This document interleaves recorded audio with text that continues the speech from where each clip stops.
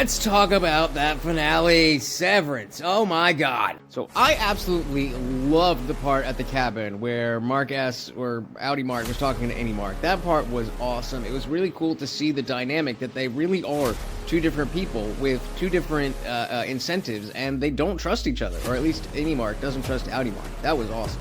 And you could see how Any Mark was like, okay, what's going on here? But that skepticism never left, and by the end he was like, you lying. Shout out to Dylan, not just for letting his innie stay, but of course for saving the day. Dylan is the man.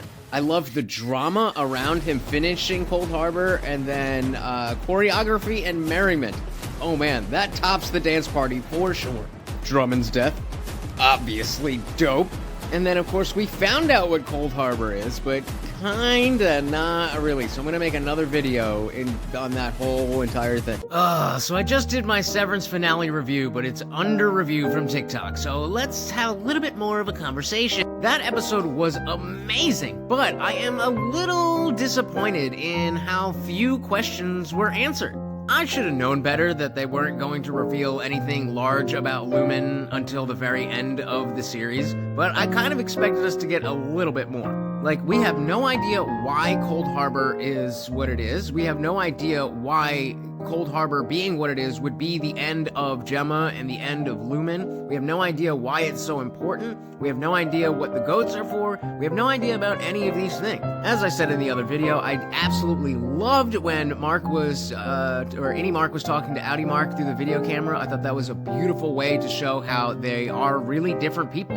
And you could see how Any Mark was not really trusting of Audi Mark once they got to, the big ask. I also thought maybe we'd get a little bit more understanding of the roles of Cobell and Devin, maybe even Rickon. But it does seem like they are going to stretch out these big questions throughout the whole series, which, I mean, it's difficult. It's difficult because I want to know.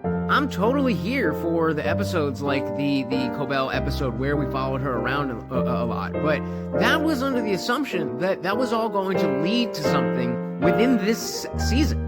Again, don't get me wrong. I know that eventually when this all does pay off, I don't think that they're not going to pay it off. I think that that's just going to be the whole show, is trying to figure out what Lumen does and what these people's roles are and stuff. And I still got full trust in Ben Stiller, but I'm just saying. I feel like it would have been easier to follow along with this story if we were getting a little bit more breadcrumbs as to what's going on. For example, if we knew what exactly the severed process was, then maybe we can have bigger questions about what Lumen does more specifically, instead of just, what does Lumen do? I also get why Mark S. had to choose Helly over Gemma in that situation, and it does help for, there to be more show. If they both just escaped, what else would we be watching? But think of all the theorizing we did all season, and none of that. We still don't know if we're right or wrong about nearly any of it. All this to say, maybe Severance is just that show that you wait till the end of the season and you binge it all at once. The reason I like shows like this that air week to week and have all these theory videos and all that stuff that's going on is because we get a little bit more each week and we can talk about it differently based on the previous episode. When it's like this, every episode is just like, what does Lumen do? What is Cold Harbor? What's gonna happen with this? What's gonna happen with that? Instead of, now that we know this, that brings up other questions about what else is going on. Now, again, I thought this season was great. I am definitely about to rewatch it, but I just wish we had a little bit more.